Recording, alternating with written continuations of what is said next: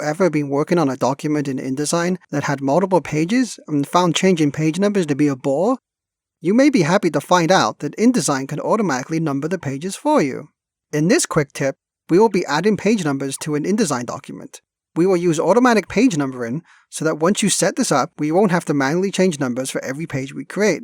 To follow this tutorial, you will need an InDesign document which contains multiple pages. I'll be using this cookbook template that I got from Envato Elements. Speaking of which, you can get all these InDesign templates with Envato Elements. Envato Elements gives you unlimited downloads of design assets, print templates, and fonts. Of course, you can use any document you're currently working on. For the first step, open up your InDesign document. Make sure the document you're using has multiple pages. Now seek out the Pages panel in your workspace.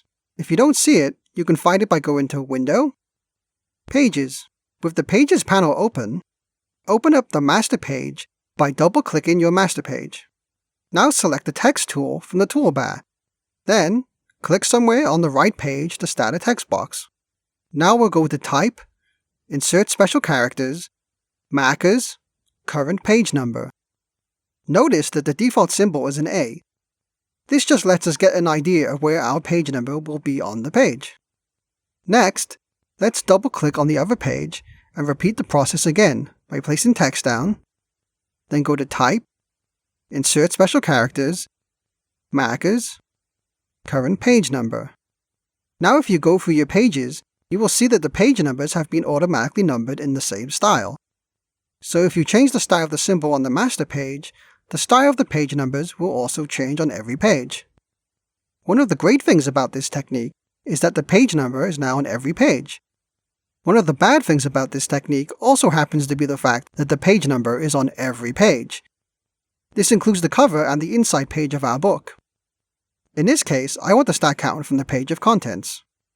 On the Pages window, go ahead and right-click on the page you want to start from and select Numbering and Section Options. Now this will bring up the Numbering and Section Options window. Make sure the Start section is checked. Next, select the dialog option here for Start Page Number, and we'll go ahead and put 1 because we want it to start from 1. Now we need to select a name for our new section. Let's just call our new section Main.